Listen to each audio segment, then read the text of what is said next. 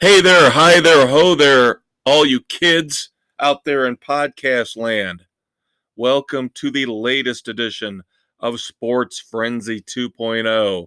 I am the Maestro, Kevin Crane, flying solo this week.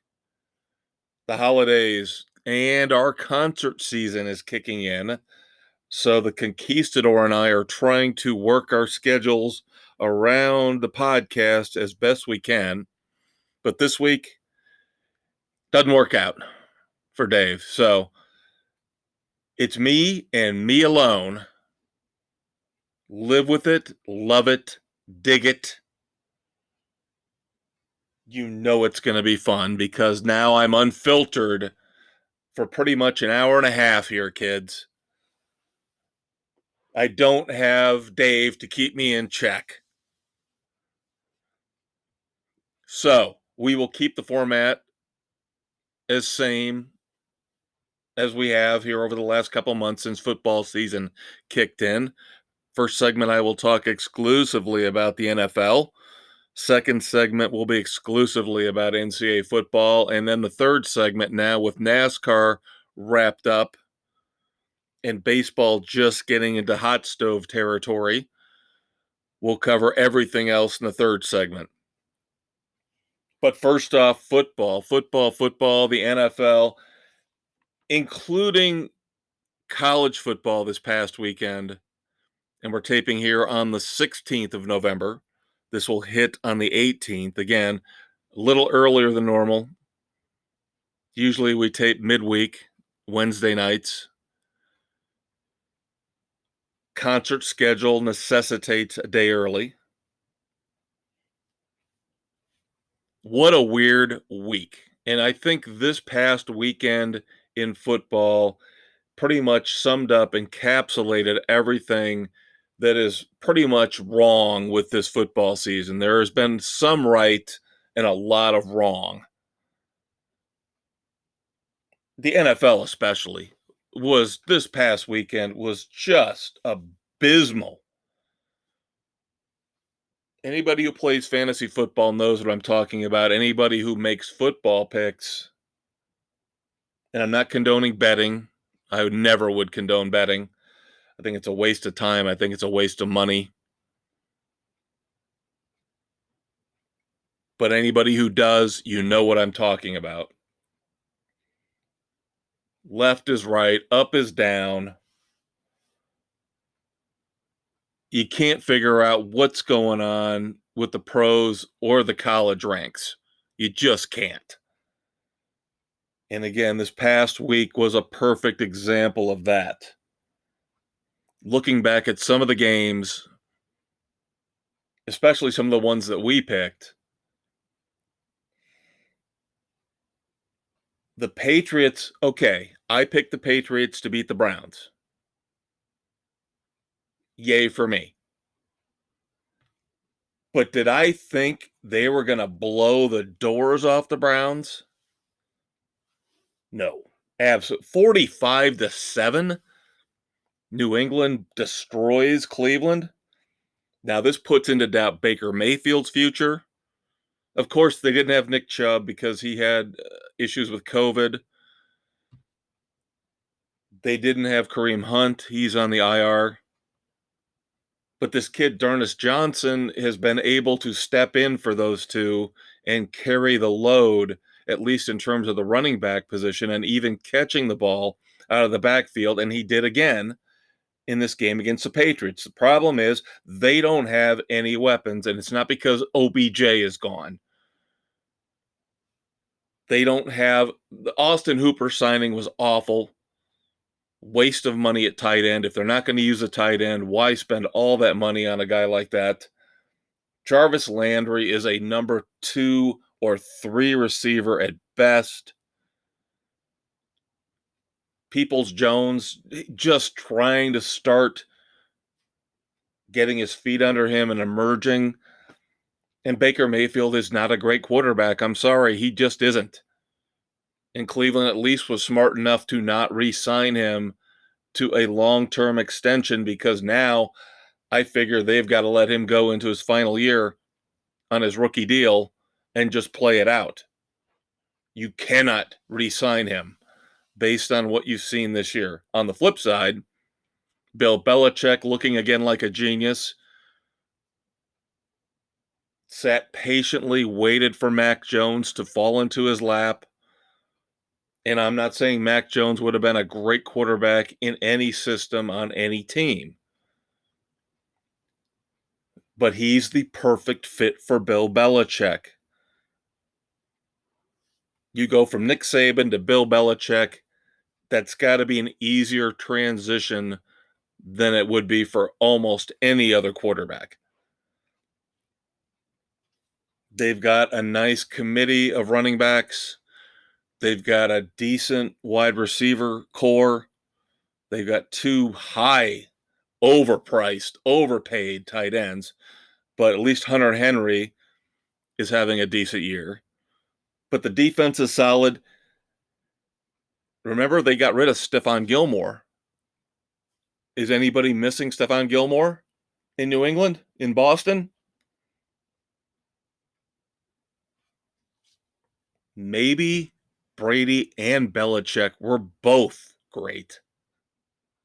Remember last year, everybody's ripping on Belichick. Oh, you can't win. Give the guy a couple years to fix it. Tom Brady fell into a perfect situation with a great head coach, with a ton of weapons. I mean, an absolute ton of weapons in Tampa Bay. Now let's see how the rest of this year plays out. Last year, Brady wins. Right now, as of this moment, November the 16th, 2021, Bill Belichick is winning. Because right now, people are looking at the Patriots as one of the top 3 or 4 teams in the AFC. Maybe the Buccaneers are one of the top 3 or 4 in the NFC, but the NFC is such a mess right now. Such an underachieving mess. When the Dallas Cowboys are considered one of the top 2 teams in the conference, yeah, we got problems. After what we saw last year with basically the same crew, couple tweaks on the defense. Yes, CeeDee Lamb has emerged as one of the top, if not top 5, top 10 wide receivers in the league. You still got Mike McCarthy, though. I'm still not buying into the Cowboys. They're playing in one of the weakest, if not the weakest, divisions in football. A case could be made that that could be the AFC South, but let's see what happens this week, and we'll get to our picks here in a bit. Vikings and Chargers. I hate to see this with Justin Herbert because I really, really loved what I saw from him last year. And now he's taken a step back. And now the Chargers are struggling again, and that seems to be their modus operandi year in and year out. Doesn't matter who the coach is, they can't close the deal. They look good for a couple weeks, then they look terrible for a couple weeks, and they play mediocre football. The Minnesota Vikings go into Los Angeles and beat the Chargers 27-20. And again, Kirk Cousins, I don't know how I feel about him because I was one of those people early on, and the Conquistador was with me. He and I were both touting. We saw it early on. How the hell, and so did Mike Shanahan, by the way, how the hell do you play Robert Griffin, by the way, an abysmal football commentator? I heard him over the weekend doing a game.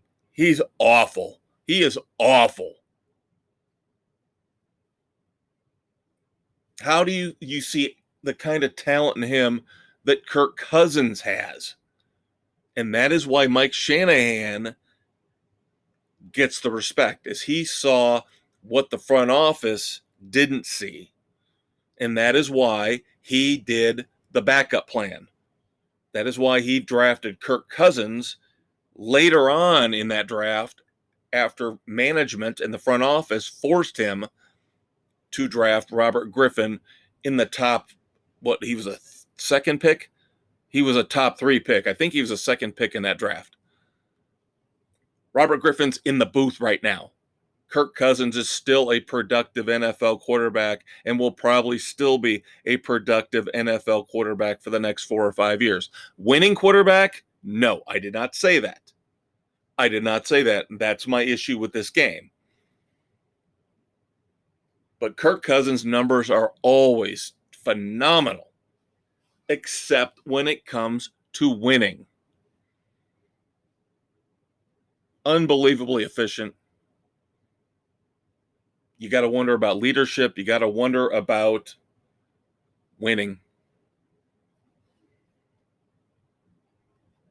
Real quick, some of the other games. The Eagles go on the road, knock off the Broncos, beat them down 30-13. Maybe the Eagles are coming together. Maybe Nick Sirianni isn't the doofus we thought he was at the beginning of the year with some of the stupid things he said and did. Don't bury the Chiefs yet.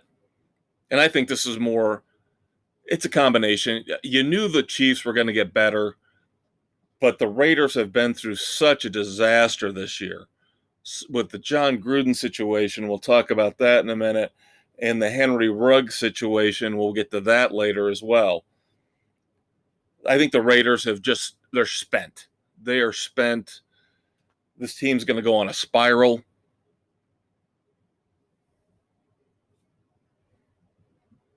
Chiefs 41-14, just annihilate the Raiders in Vegas.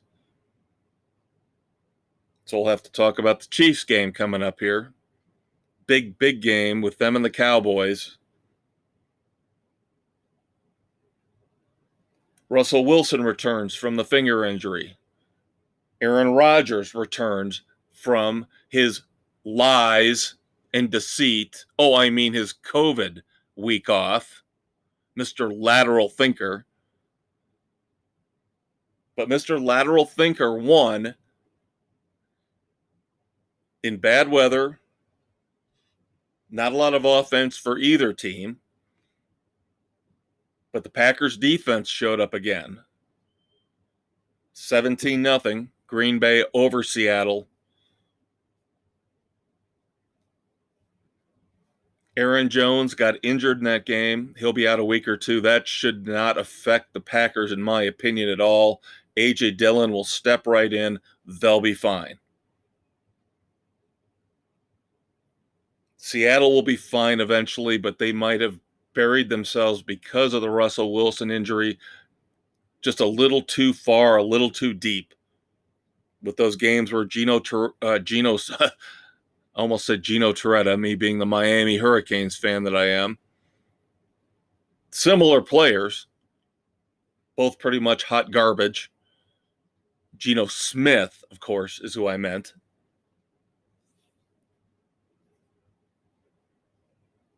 We'll see. I have a feeling Seattle bounces back this week. I think give Russell Wilson another full week of practice, and now he finally gets to play in front of the home crowd.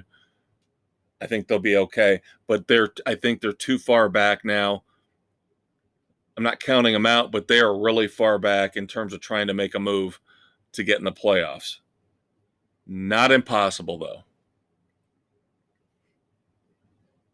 Why? Because another crazy game, Monday night, the 49ers decided to actually show up and play. And Dave and I have been ripping Kyle Shanahan to shreds the last 3 or 4 weeks. Now he finally decides to show up and coach his team up and get them fired up and get them to play a real solid 60 minutes of football. 31-10. And that's 2 awful performances in a row from the genius Sean McVay and his prized pupil, or his coveted quarterback, Matthew Stafford. And then they brought in Von Miller. And of course, now they brought in OBJ. How about that? You bring in Odell Beckham Jr. and the team falls apart. Huh, I don't think we've ever seen that before, have we? This team is starting to remind me of the old LA Laker experiment, if you guys remember that, where they tried to bring in old all-stars, former great players like Karl Malone and Gary Payton and tried to make a super team out of them, along, I believe, with Shaq and Kobe were still there.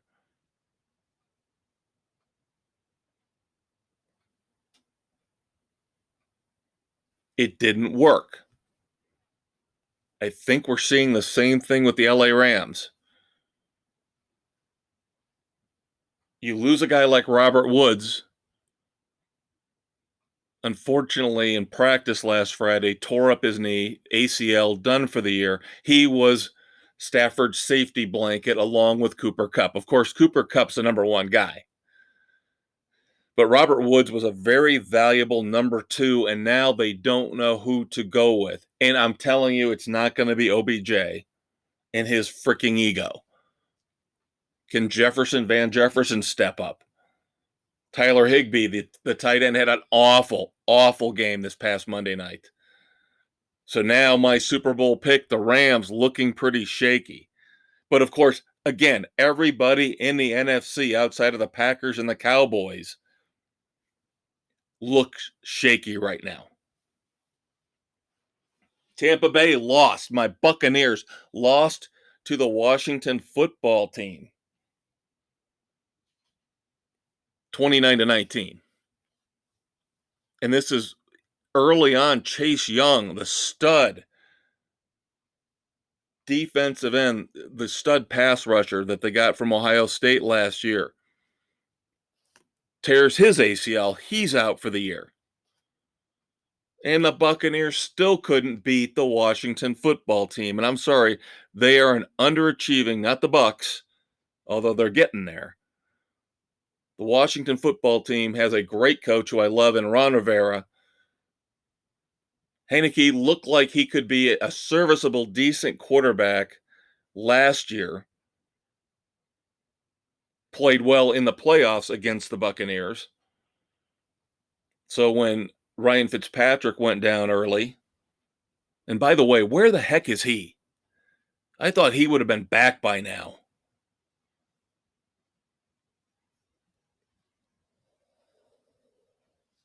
So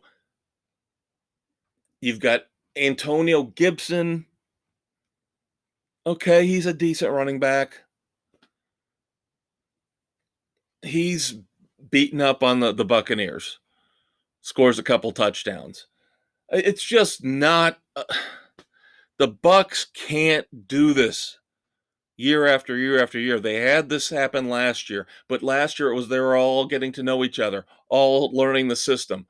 Brady's getting acclimated to Evans and Godwin and Fournette. You don't have that excuse anymore because that was the big offseason news. The Buccaneers brought every single starter back. There is no excuse now. You can't lose a game like this. I could understand losing to the Saints a few weeks back, even though that was against Trevor Siemian, because Winston went out with a knee injury. You can't do this. You cannot do this. You're coming off a bye week. You can't lose to the Washington football team. I don't care if it's a road game. We mentioned Dallas. Dallas destroyed the Falcons. The Falcons are pretenders.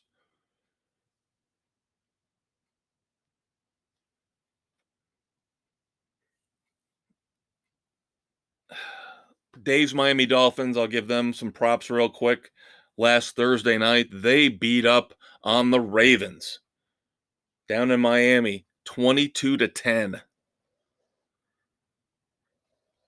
That defense is getting healthy. It's getting better.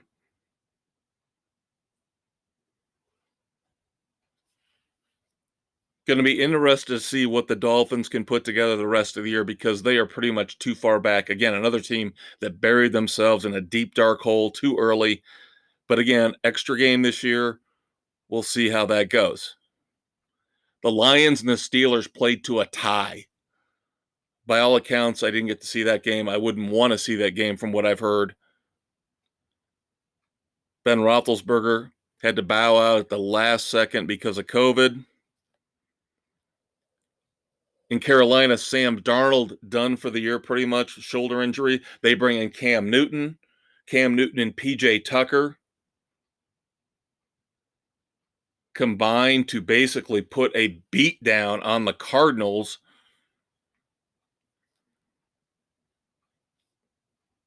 Colt McCoy came back down to earth real quick, and I know other people have said that, so I'm not trying to take credit for that, but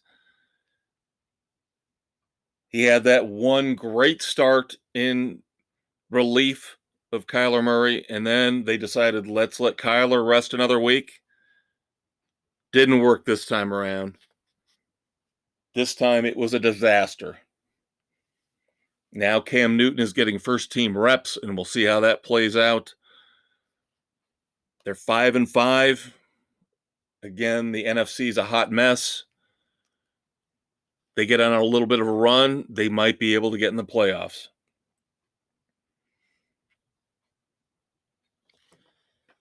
Finally, before we get to our picks, John Gruden is suing the NFL and Roger Goodell. Could see this coming a mile away. He feels like he was targeted, and I believe him, and I agree with him. That doesn't condone what he said. That doesn't mean what he said was right, correct.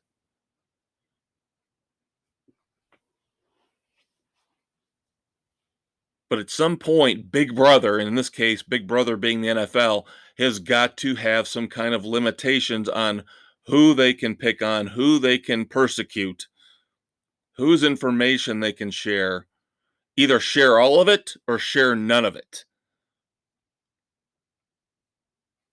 So John Gruden might have a very, very extremely valid case here. And then we're finally seeing the end, looks like to me, the end of a career that had so much promise. And it's not because of injury, it's because of ego. It's because of greed. It's because of stupidity. Le'Veon Bell looks to be out the door in Baltimore.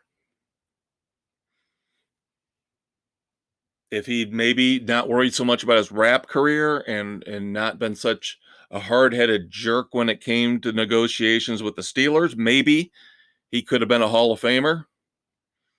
But he's going to go down just like Priest Holmes, one of those guys that had the 2 or 3, 4 brilliant years, but couldn't ever sustain a Hall of Fame career. All right, pro picks for this week. Again, we're taping early, so I've only got half of our panelists in. 4 of the 8 of us have got picks in. Colts at Bills, pretty easy. Everybody's taking the Bills. Colts have battled back a little bit. Again, another team that buried themselves early. But after seeing how they played against Jacksonville last weekend, Jacksonville's getting better, especially defensively, but the Bills are a lot better after their little stumble a couple weeks back. Packers at Vikings, just talked about how Kirk Cousins is playing great, but that team still, even though they win games they shouldn't, they lose games that they shouldn't. This is a true test to see how good the Vikings are. And unfortunately, as much as I hate his stinking, rotten, filthy fucking guts, I will go with the lateral thinker. I will go with the Packers in Minnesota over the Vikings. Dolphins at Jets. Could be an upset special. but the Jets regressed again this past week. The Bills beat them up pretty bad. We talked about how good the Dolphins look. The defense is getting better. Even though I don't trust a warm weather team in cold weather, I will go with the Dolphins. Spread is 3. I think that's about right. I could see the Dolphins pulling this out by a field goal. Here's one that's fun. Saints at Eagles. I've made no bones about the fact Sean Payton is one of my favorite coaches, if not my favorite in the NFL, but I can't figure out why. Because his teams always underachieve. Now, a lot of the time it's because the referees suck and he gets screwed. And now it's injuries. I'm looking at this year for the Saints like I looked at last year with the Patriots, a transition year trying to figure out what to do when your Hall of Fame quarterback goes bye-bye. Jameis Winston getting hurt doesn't help, but he wasn't looking like the answer. I think Bill Belichick, again, I get the two mixed up because they're my two favorite coaches. I think Sean Payton is going to have to go back to the drawing board and maybe draft yet another quarterback. The Jameis Winston, Taysom Hill, I don't know where Ian Book is. From Notre Dame, I thought that was, a fourth round pick? And yet you go with Trevor Siemian, that tells you how much they think of Ian Book. Going in to play the Eagles, the Red Hot Eagles, again, we talked about them earlier, looking really sharp. Really, Devonta Smith is starting to come on. Maybe this running back by committee thing they've got going on will work along with Jalen Hurts. This is my upset pick for the week. It's not an upset by the odds. Philly's favored by 1.5, but to me, it's an upset. I'm taking the Eagles over the Saints in Philly. The other 3 picks we got in so far all go with the safe pick. They go with New Orleans. Washington at the Panthers. I still think last week was a fluke for Washington. I don't think they're that good. The defense has been completely disappointing. Panthers look reinvigorated with Cam Newton. Everybody's taking the Panthers. 49ers at Jaguars. I put this on here again because the Jaguars are starting to look better. That offense is starting to stagnate, but the defense is playing better. I will be interested to see on a short week if the 49ers can sustain that momentum or they're going to fall flat. Jaguars look really good. They lost, but they look pretty good against the Colts.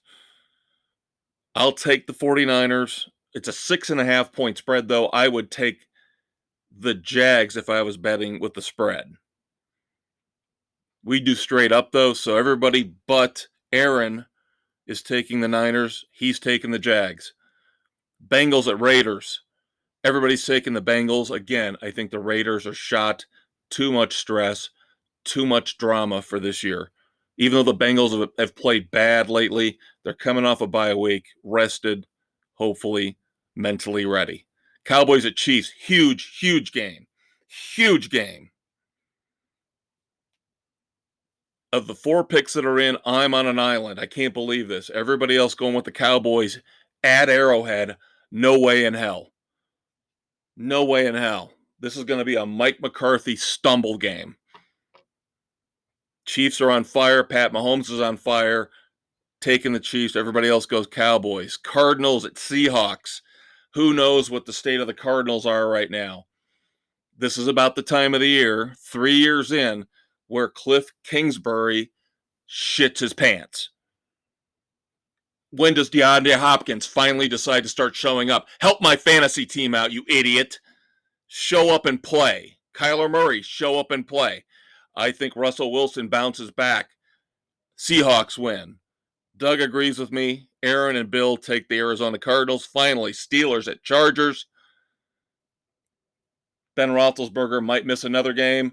I got to believe the Chargers are more talented. I've got to believe the Chargers in LA bounce back and win this one. Doug's taking the Steelers. Me, Bill, Aaron take the LA Chargers. College football coming up next, kids. I'll be right back.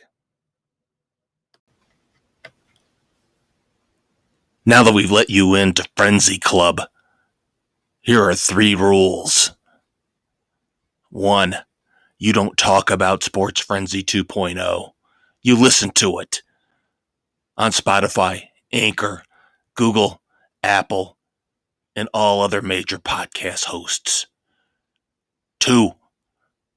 2 guys to a show. Kevin, Dave, the Maestro, and the Conquistador. 3. 1 Sports Frenzy episode at a time. Until Saturday, when you get the weekend edition. Now get in there and let loose on some PC wussbags, will ya?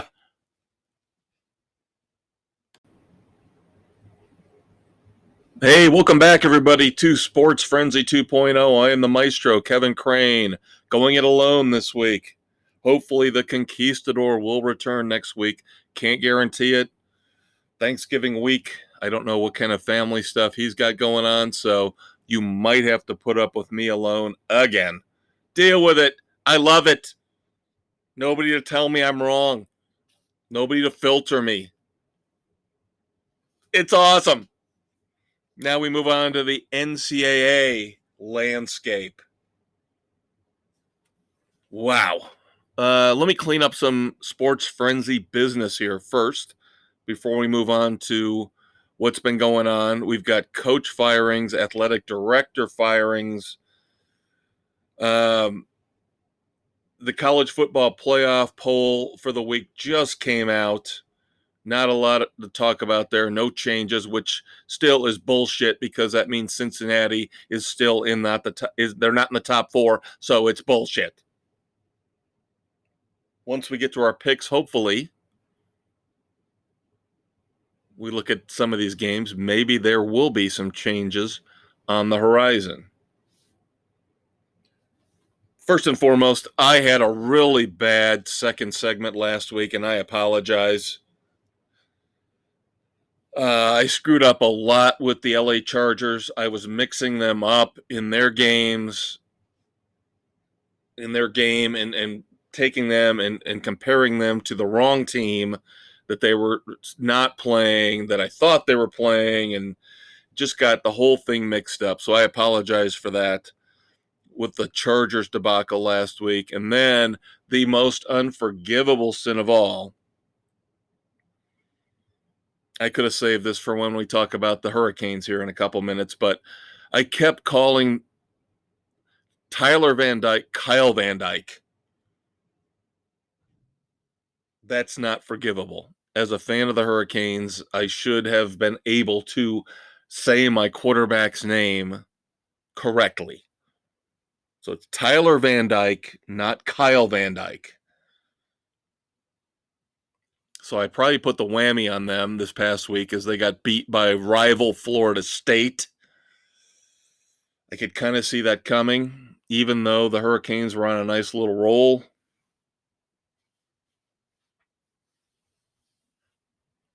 Lots of news coming out of Hurricanes camp, though. As I mentioned, they lost to the Seminoles 31-28. They're still going to have to win another game to be bowl eligible. They've got Va Tech coming up this week. They've got a whole set of issues that we'll talk about here in a minute. The big news for the Miami Hurricanes is we talked about this, Dave and I did, a few weeks back. I think Manny Diaz has underachieved as head coach so far in his tenure as the Hurricanes head football coach. I've made no bones about it. I was excited when they got him. When Mark Richt left, they kept Manny Diaz from moving up to the Northeast and taking a job up there. Thought, great, they're keeping it in-house. They're keeping their defensive coordinator, who was a bona fide success under Mark Richt. The failures of the program under Mark Richt were not Manny Diaz's fault. Now it's on his shoulders, and they have again underachieved. And it's amazing. Again, something else that Dave and I have talked about over and over and over again on this show. New York Jets fans can relate to this. Chicago Bears fans can relate to this.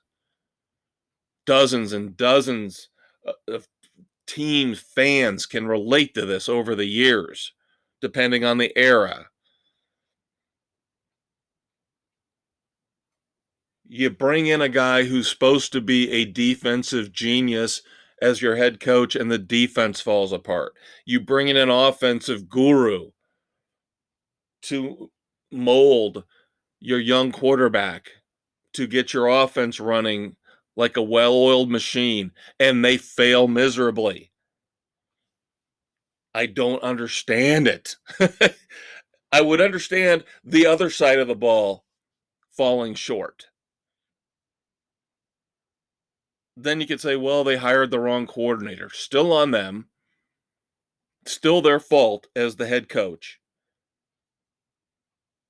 But it just never ceases to amaze me when an offensive guy comes in and takes over a team and his offense sucks. It blows goats. Same thing with the defense. The Bears, of course, I'm referring to Matt Nagy. The Jets, I'm referring to Rob Saleh. And with the Hurricanes, of course, Manny Diaz.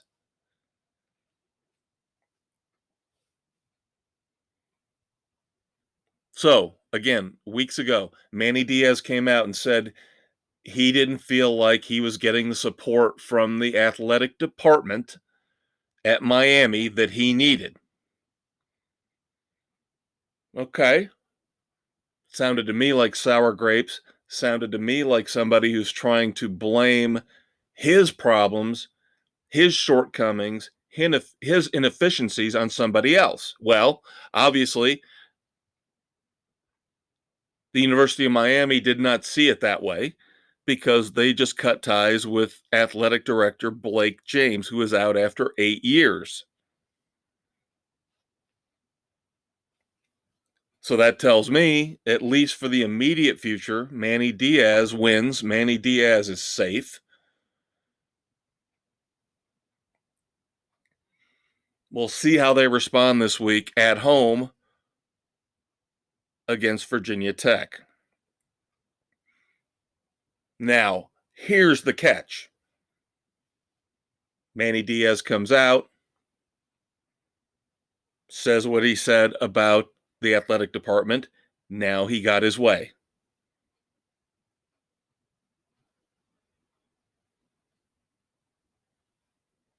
You better be careful what you wish for, because if they bring in a strong AD, a new strong AD, what's he going to do? They're not going to bring in, or he or she. What are he or she going to do? They're going to put you on notice, Manny. They're not bringing in an AD who's going to kiss your butt. That is absolutely the wrong way to do things. Miami knows it. Any college program, any professional team knows it. You should never let the coach, the manager dictate who their boss is. Has it happened in the past? Of course it has. But usually, if the coach is that smart, that good for that long, guess what? The owner or the AD eventually just lets that person run the program. They cut out the middleman. Sorry, Manny Diaz, you're not even freaking close to being in the position to have that kind of power. You're not Nick Saban. You're not Bill Belichick. You're not Dabo Swinney. So, again, One last time, I will say it and say it very carefully and very clearly for Manny Diaz. You better be careful what you wish for, because the new AD is going to be looking to make a name for themselves. They don't want to fail. They don't want to be your puppet. They want to succeed. And unless you blow their socks off, you're going to be on notice. We mentioned Virginia Tech. They fired head coach Justin Fuente. Um, Again, a very tough standard at Vatech to live up to, and they've been mediocre, much like the Hurricanes over the last 5-6 years. Um, Again, a once proud, once very, very successful football program fallen, I won't say on hard times, but mediocrity.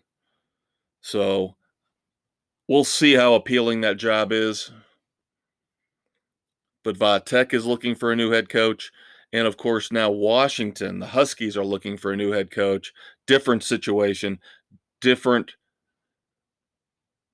circumstances altogether, where Washington fired head coach Jimmy Lake.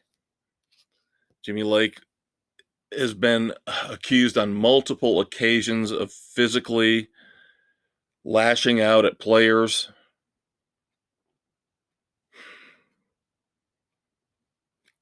And I'm going to be the devil's advocate again.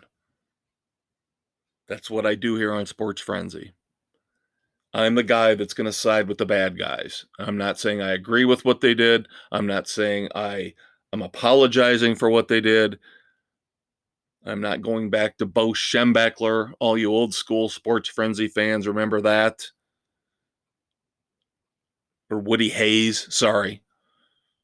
Both of them pretty much had bad reputations. Of course, Woody Hayes was the one that actually lashed out at one of Bo Schembechler's players in a game, during a game. Football is a very emotional, violent sport.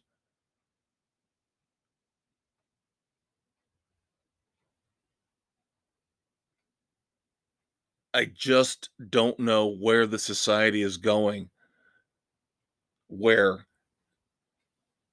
okay, he shoves a guy. The coach or grabs a player by the face mask, and everybody goes up in arms. All the snowflakes out there, the liberal media goes crazy and goes, oh my God, abuse, abuse, abuse, fire him, fire him, fire him. Again, like we talked about in the past month here with John Gruden. Jimmy Lake's an African American. Keep that in mind. You better be goddamn well sure you don't have any skeletons in your closet.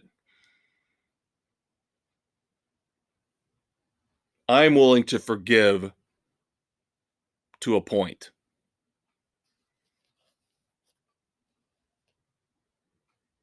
The media might not. Cancel culture might not. Trolls in their mommy's basements might not. I get it. I understand it to a point. I am willing to forgive. Not forget, forgive.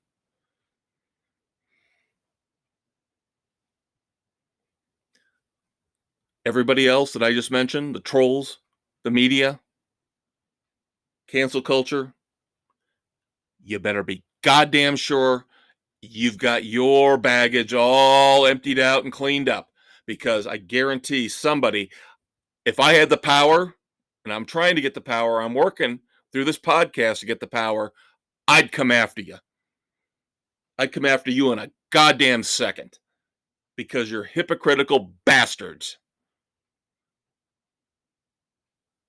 You got guys on CNN masturbating in conference calls, yet they get to pop back up on CNN a month or two later and just give a token apology and say, oh, well, it is what it is.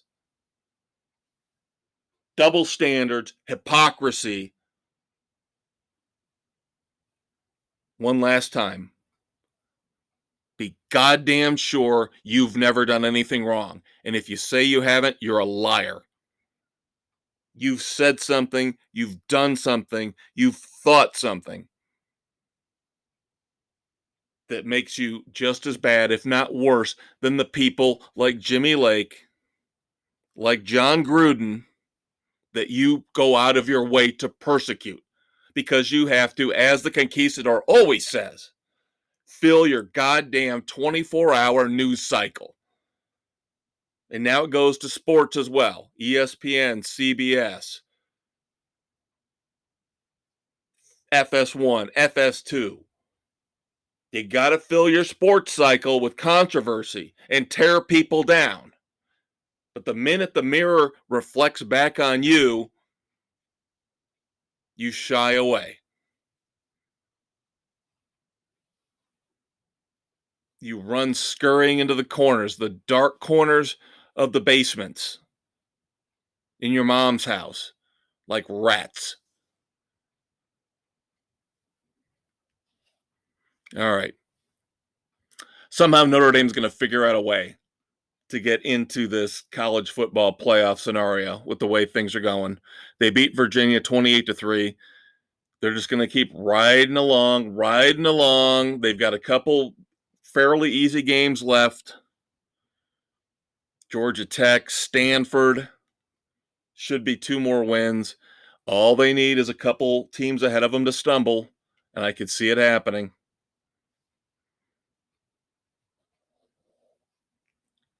One of those teams that stumbled this past week was Oklahoma. You could see it coming. I didn't. I figured they could get by Baylor. They couldn't. Baylor beat them 27-14. So now all of a sudden Lincoln Riley is being wooed by LSU. Shocking. Because now Oklahoma's pretty much stumbled their way out of the college football playoff. It would take a miracle for them to get in. Because now their resume, even though Notre Dame and Oklahoma both have 1 loss, Oklahoma's resume looks a little worse. Which is funny because Notre Dame gets credit for losing to Cincinnati, yet Cincinnati doesn't get credit for beating Notre Dame. Anyway, so now the rumors are Lincoln Riley is now the apple of LSU's eye. Now, Lincoln Riley, this is a tricky time for him because remember last year there were pro teams that were looking at him.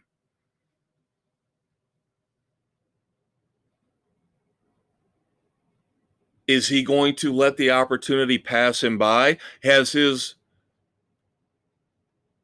resume took a hit now in terms of going to the NFL? Now does LSU become more attractive than Oklahoma? But Oklahoma's going into the SEC, so is it really? Seems like a lateral move, but of course there's going to be more money involved. Let's keep an eye out on this one, kids. And of course, USC is still out there too. Another interesting head coaching move, UConn. Of course, known for basketball. Football team struggling. If I'm not mistaken, and I could be, I've already pointed out my flaws, my mistakes from last episode. I think UConn only reinstated their football program here over the last decade or so. I don't think I'm thinking of UMass, am I? But they have decided to start spending some money, and they've brought in the quote-unquote big gun. It is what it is. Jim Mora Jr. Yes, I still call him Junior. I don't care. He is Jim Mora Jr. to me.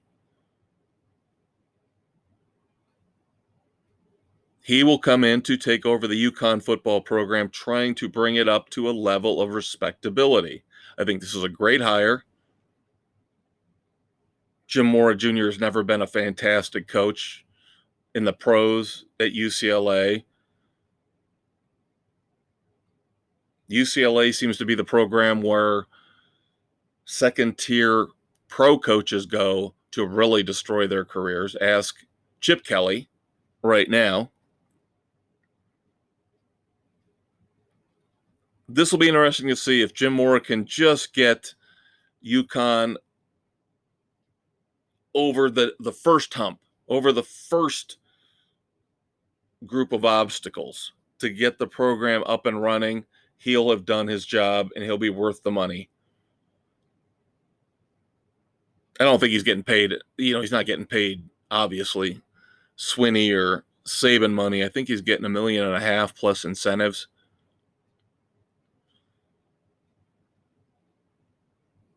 Not too shabby. I wouldn't turn it down. A couple other games to look at from last week that kind of surprised and shocked. Mississippi State, we said the Pirate, Mike Leach on the road, could not beat Auburn, and he did, 43-34. Bo Nix, of course, goes out, done for the year for Auburn, so this season for them is looking like a wash. Texas A&M, again, Jimbo Fisher, one of the most overrated, if not the most overrated head coach relative to the money he's making in college football. Lane Kiffin shows up, shows that maybe he's the real deal for Mississippi. Mississippi beats Texas A&M 29-19, although now I'm hearing A&M could have the greatest recruiting class of the year. So if Jimbo stays, if he does turn down LSU, if he does turn down USC, he looks like he could be set for the future in terms of quality of players he's bringing in. But can he coach them up?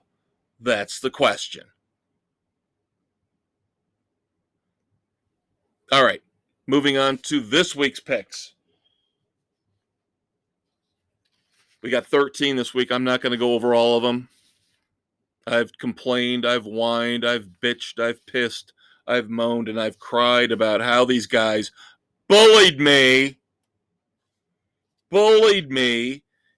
into changing my standards in terms of what games I would put on our slate every week. So now everything has to be well within a 10-point spread.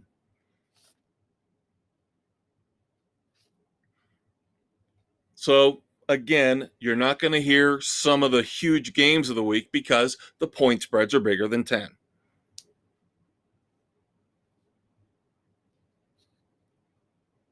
What I have to work with is what I'm going to give you right now. Still some good games, but some of these games are a little more obscure than what I would normally put on the slate. Interesting game on Saturday. Wake Forest playing Clemson.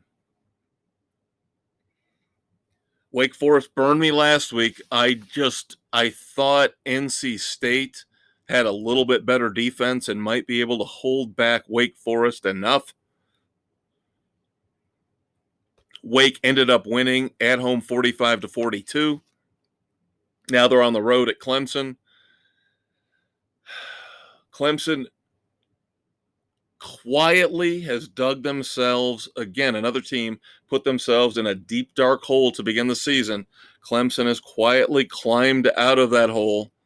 If they win this game, they will jump back into the top 25. And I think their defense is good enough to do it. They would be the team that can shut down this mighty, powerful Wake Forest offense. Now, the question is, does their offense, Clemson's offense, have enough to get through and put up enough points against a shoddy, papier-mâché Wake Forest defense? I'm on an island. Again, only 4 of us have got picks in right now since we're doing this early this week. Bill, Doug, and Aaron take Wake Forest. I will take Clemson. I want to talk about this game. University of Texas, San Antonio. This is your Cinderella football team right now for the year. Technically, it's still Cincinnati, but UTSA has gotten up to number 15 in the AP poll. Again, I don't acknowledge the college football playoff poll. At least I don't acknowledge it to the extent others do. UAB had a very impressive win last week on the road against Marshall. That being said, something just tells me, even though this point spread has dropped a little bit, I'm still going to stick with UTSA at home. Everybody else does as well. Number 22, Louisiana at Liberty. Another couple of Cinderella teams. Now, Louisiana, formerly ULL, Louisiana Lafayette, they've been good here for the last number of years. Liberty is just finally starting to make a push. They have got a kid at quarterback who I'm hearing could end up being a first-round pick. They're home. I'll take Liberty. So will Bill. Doug and Aaron take Louisiana. Oregon at number 24, Utah. Number 4, Oregon. Again, AP poll numbers, AP poll rankings.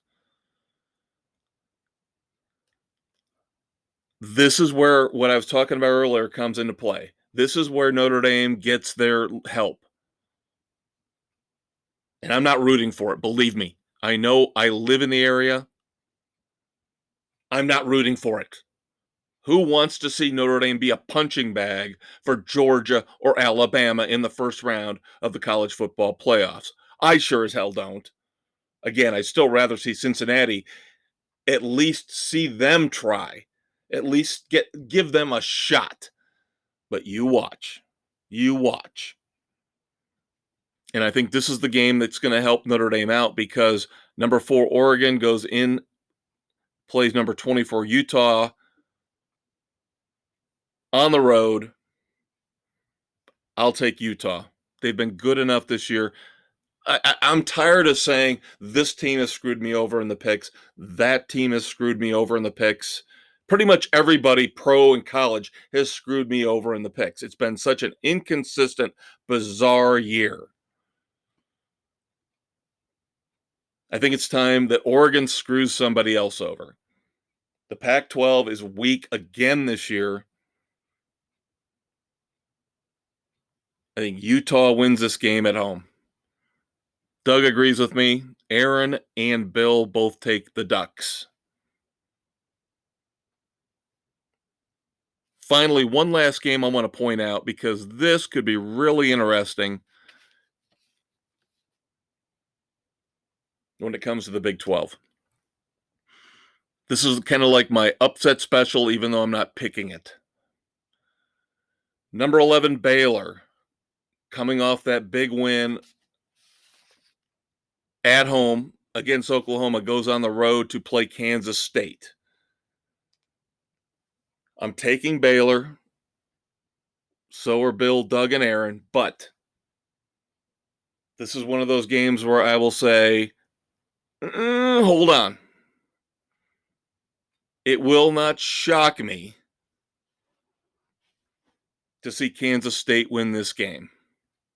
The Big 12 has been like this all year. It's been an absolute mess. It's been a train wreck. It's been a fucking disaster.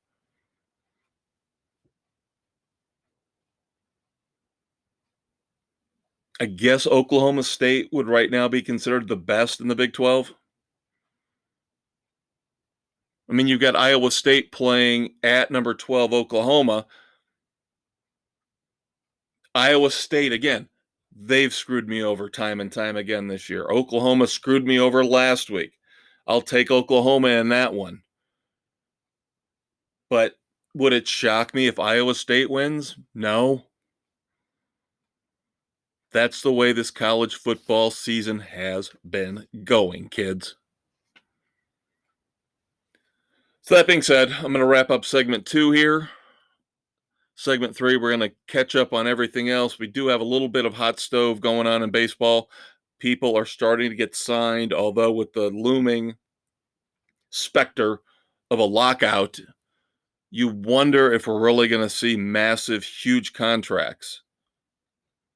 Although what Jose Barrios got from the Blue Jays is pretty big. We're going to talk about that here in just a second. Bear with us. We got a promo coming up, and I will be right back with segment 3.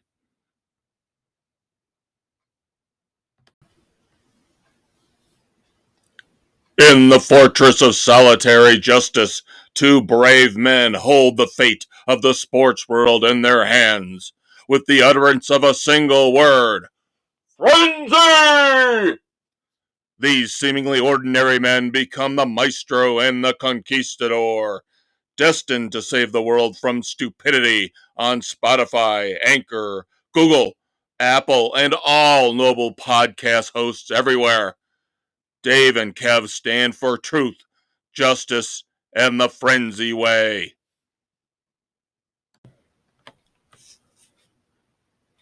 Hey, everybody, welcome back. Third and final segment this week, Sports Frenzy 2.0. I'm the Maestro, Kevin Crane, taping here on the 16th of November, 2021. This will hit the morning of the 18th. So please forgive me if I miss something in the sports world tomorrow. There's a little bit of lag here from what we would normally have to deal with. And of course, as always, we're available Spotify, Anchor, Google, Radio Public, Pocket Casts, anywhere you find your fine and wonderful podcasts that you listen to each and every week, like us. All right, the hot stove starting to get a little warm. You could probably still put your hand on it. You wouldn't get burned yet, but it would get a little uncomfortable after 10 or 15 seconds. And no, I don't condone putting your hand on a hot stove. Jesus God, consider that your namby-pamby snowflake disclaimer for the week. There have been a couple big signings, which shocks me, surprises me.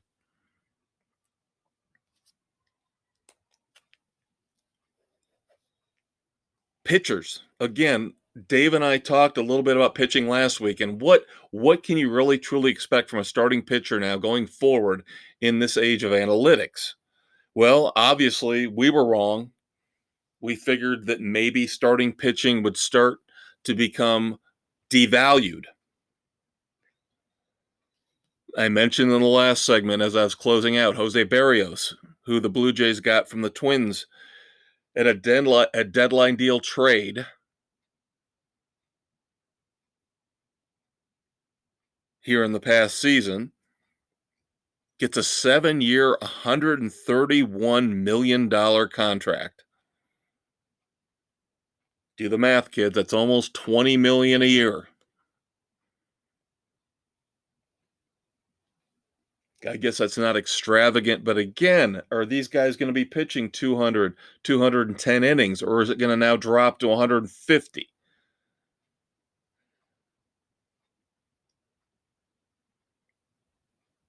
I don't know a ton about Jose Barrios.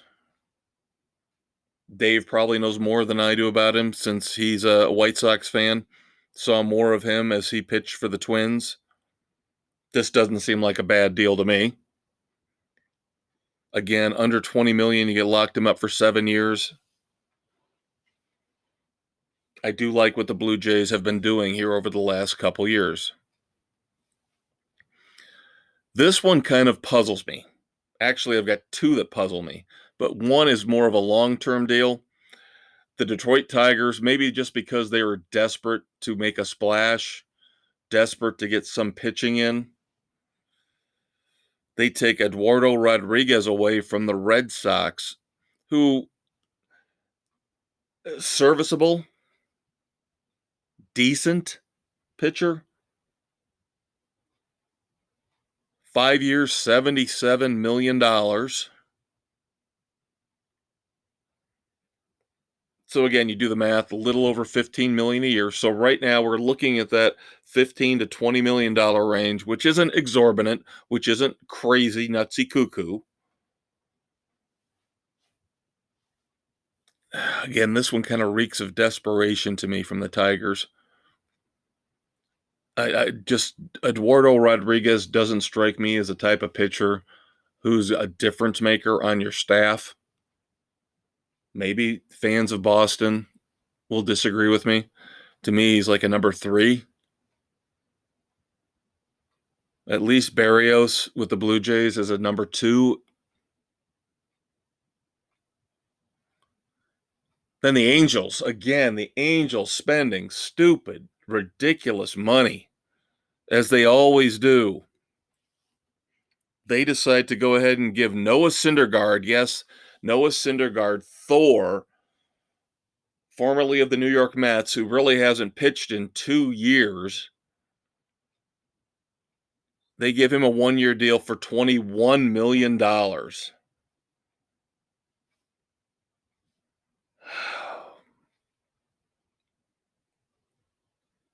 And of course, this isn't the only Angels Mets connection we've got here this week, because the Mets also announced that they have finally found their new general manager, and it's Billy Epler, formerly the GM of the LA Angels.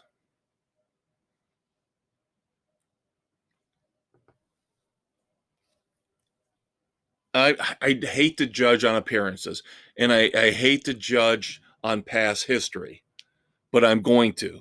I get to do that along with Dave. This is our podcast. We get to say what we want.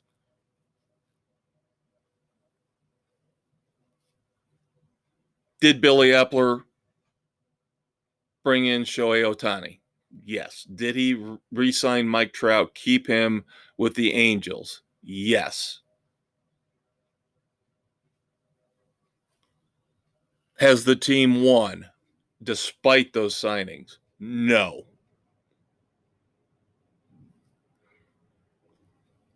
Was Billy Epler in charge? I'm sorry. The GM to me is pretty much the one in charge of the organization. I know you've got VP of baseball operations and all that garbage, but the whole Tyler Skaggs situation happened under Billy Epler's watch, so that's a big negative.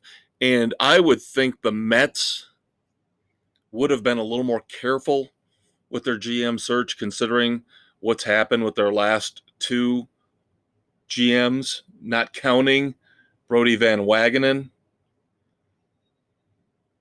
But you had one guy dismissed because of sexual misconduct.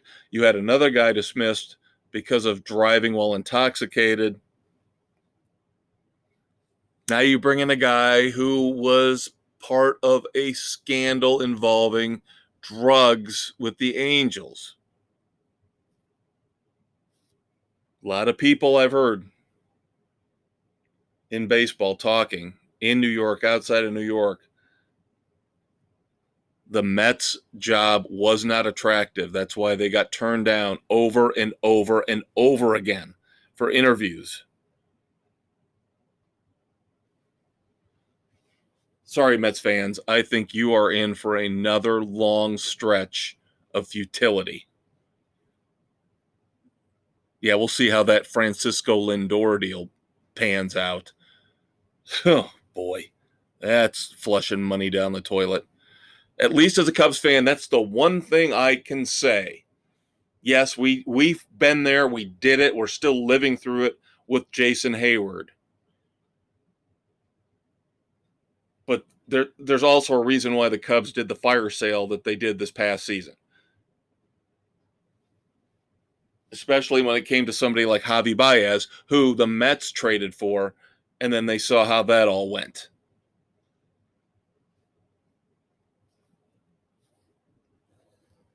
At least we get out from under Jason Hayward in a couple years, and we can start from scratch. You guys are stuck with Lindor for the next decade. All right. Awards are starting to come out this week. Rookies of the Year. Jonathan India of the Reds in the National League, and of course in the American League, a no-brainer because of the loophole where he didn't really play all that much at the end of the year last year, even though he was a massive superstar as the Tampa Bay Rays advanced to the World Series. So now this year is when he qualified as a rookie. So, of course, Randy Arozarena, Rookie of the Year in the American League. The sad thing is for Tampa fans and for baseball fans is that 3 or 4 years down the road, 5 years, whenever he hits free agency or gets close, you know the Rays are going to dump him, trade him to the Dodgers or the Yankees or the Red Sox. It's just sad. Just sad. And then the other guy who won't be around to see this is the American League Manager of the Year. Again, Kevin Cash repeats. What we're seeing again is Joe Madden 2.0. How long is it going to be before somebody swoops in and takes Kevin Cash away from the Rays? How long is Kevin Cash going to put up with this?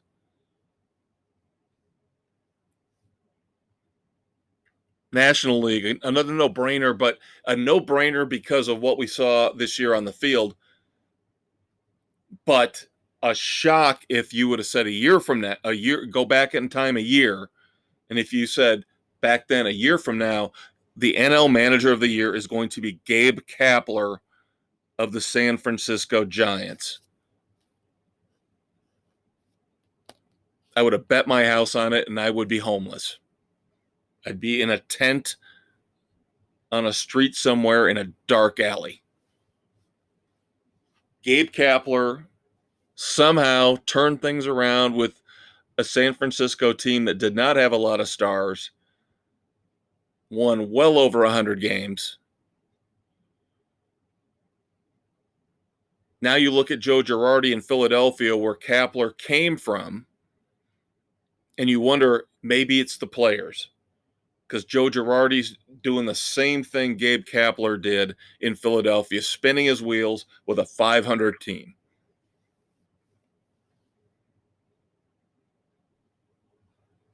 Culture. Maybe San Francisco's culture is better in terms of baseball than Philadelphia's. One last baseball note before we move on. The Cleveland Guardians, PC crap, have settled their roller derby lawsuit. So both the roller derby team in Cleveland and the baseball team will get to be called the Guardians. Yippee frickin' skippy. One note in racing, of course, now we're in the off season. Got a couple months to go before we really are going to start getting into talking about racing more again. But little interesting tidbit, Chip Ganassi confirmed that he will carry a fifth car at the Indy 500 in 2022 for, drumroll, wait for it, worst kept secret in racing, Jimmy Johnson. Wow. Couldn't see that one coming.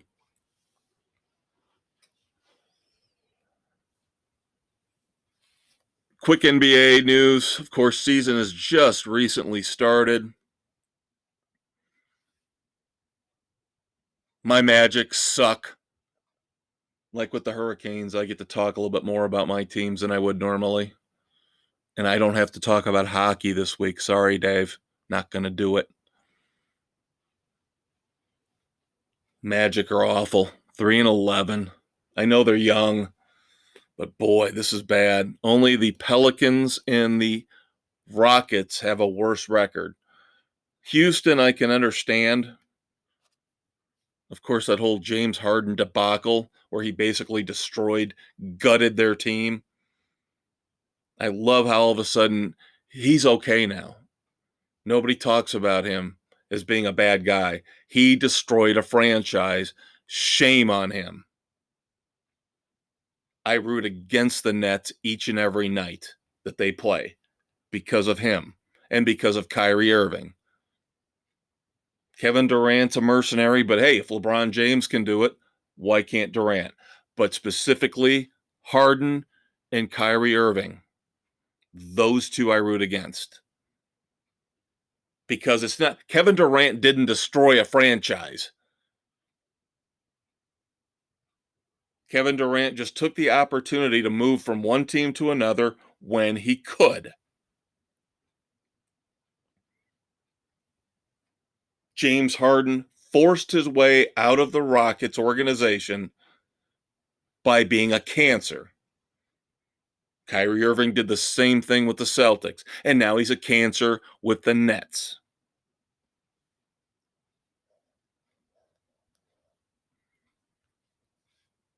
Out west, everything's kind of falling into place the way I would expect early on. A little surprised at how well the Mavericks are playing. But outside of that, nothing really shocking out there. The East is really surprising me, though. The Bucks, the defending champion Bucks, are 6-8.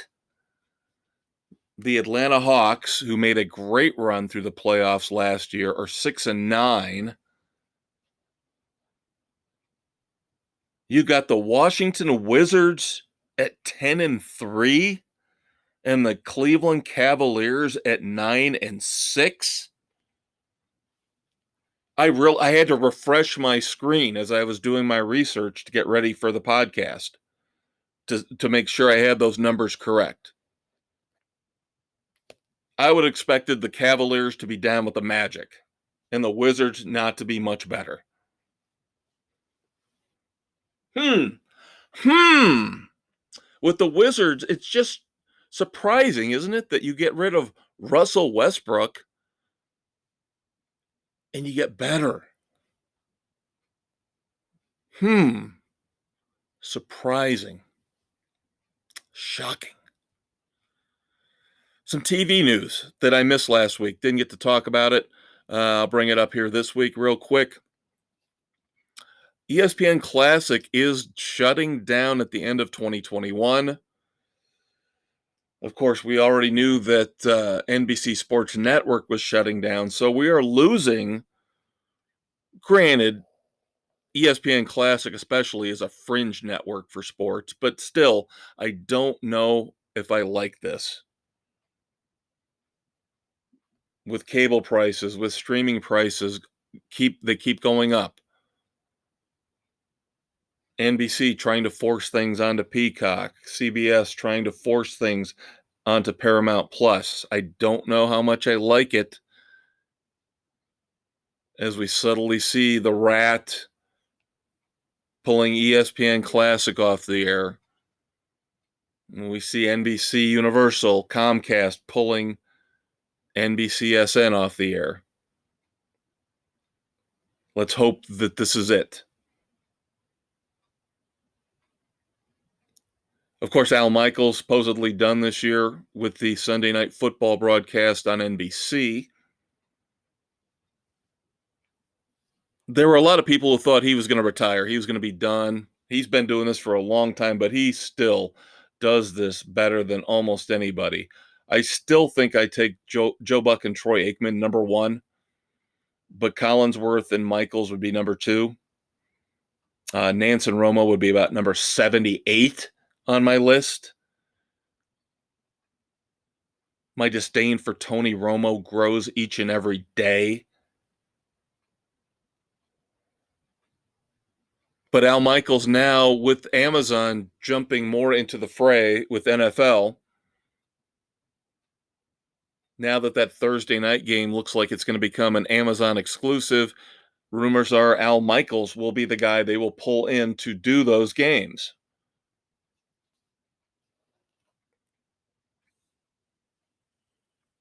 So take that for what it's worth. I love Amazon, but at the same time, I'm not a sycophant. They are flawed. They have issues. I'm not big on monopolies.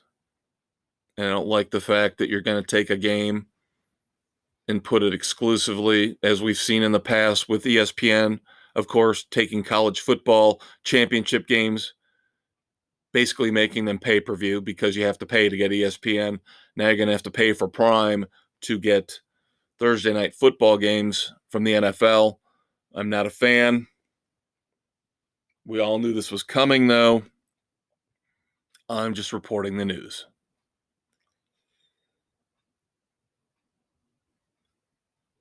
So, it's that time, kids. The time where I have to go sad and then mad. We have our moments of silence for sports. And then, of course, we will do our pivot, our 180, and get into our Red Foreman dumbasses of the week. Real quick, 3 moments of silence in sports, and I'm not going to delve deep into them because I honestly don't know a lot about them other than the fact that they made an impact either way, way back in the past before I watched sports, or they really didn't make that much of an impact. And I'm not trying to diminish anything or denigrate anybody. Julio Lugo passed away in his mid-40s, very young. I think he was part of one of the Red Sox championship teams here recently. Sam Huff, Hall of Fame, NFL linebacker. The most intriguing one of the 3 for me this week is Bob Bondurant. I've been a racing fan for a long time. Again, the Conquistador would kick my ass when it comes to racing and racing knowledge. But I would think, taking him out of the picture, I'm a pretty diehard racing fan. Maybe not IndyCar, but definitely NASCAR. Last 30 years, I have not missed that many races. I would say in 30 years, I might have missed 10 races. I've seen all or part of all but 10 races. I would gamble on that and say that's pretty accurate. And of course, I've tried to do research on racing from the past.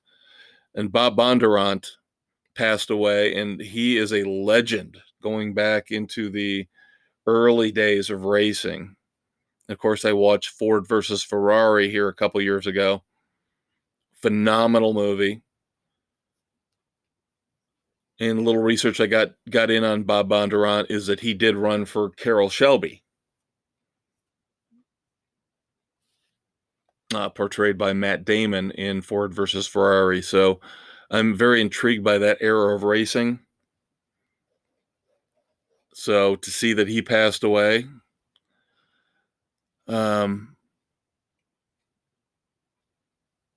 makes me want to look back a little bit more at the history of racing and to maybe dig a little deeper into what some of these guys did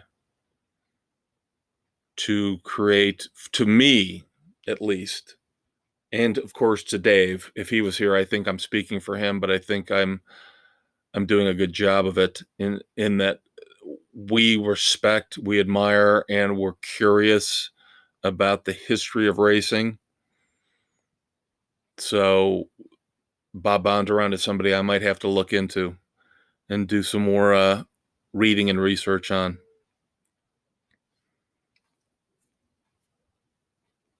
Now, of course, it's time for the idiots. Now, of course, it's time for the morons. Now, of course, it's time for the Red Foreman dumbasses of the week, a tradition we have had on Sports Frenzy going all the way back to our days. Cable access, YouTube.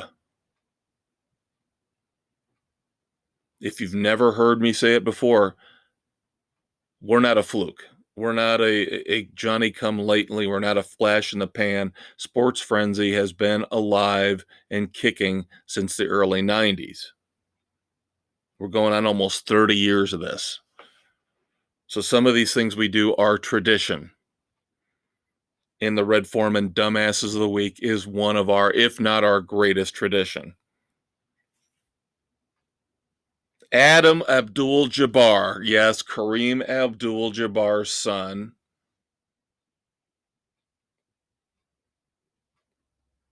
Pictures make him look like he's an arrogant, entitled asshole. And of course, since he's Kareem Abdul-Jabbar's son, and I'm sure this happened in California. Again, I'm sorry. Don't have it in my notes. Stabs his neighbor in a dispute over trash cans. Repeatedly stabs his neighbor to the point where he's stabbing him in the head, almost killed him.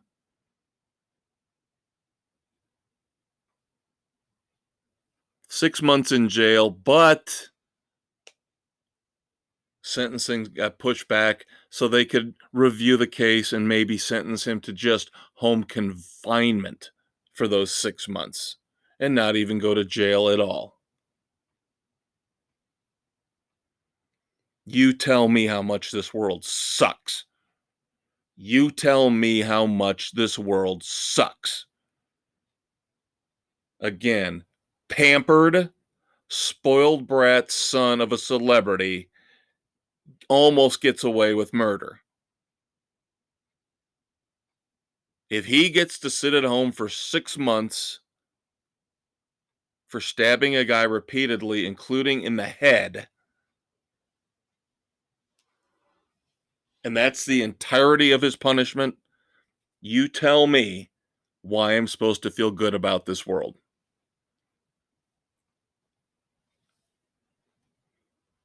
Speaking of which, another situation where lawyers are involved. Never good, never fun, never nice, never going to make you feel good about life if lawyers are involved.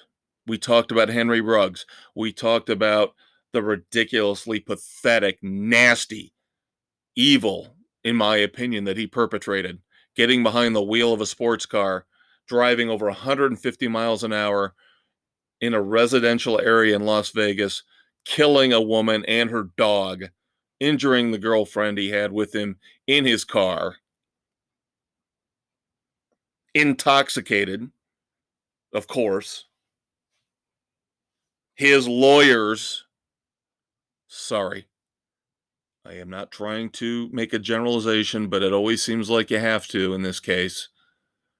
His lawyers are trying to get him a lighter sentence by saying the firefighters were slow to respond to putting out the explosion and the fire that he caused when he rear-ended this woman and her dog in their car at over 150 miles an hour. So now it's the firefighters' fault. They didn't respond quick enough because they could have, what, saved this woman's life? Everything I've heard, this was horrific. And you're going to now blame the firefighter? What, were they supposed to be right there waiting at the scene to put out the fire?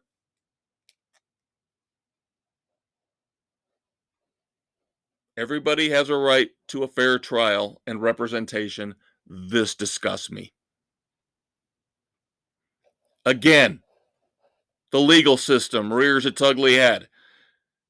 We've told you on this show over and over again, Mike Krzyzewski is not the guy you think he is. Mike Krzyzewski is another, all these big-time coaches, football, basketball, they have dark sides because that's how they got to where they are.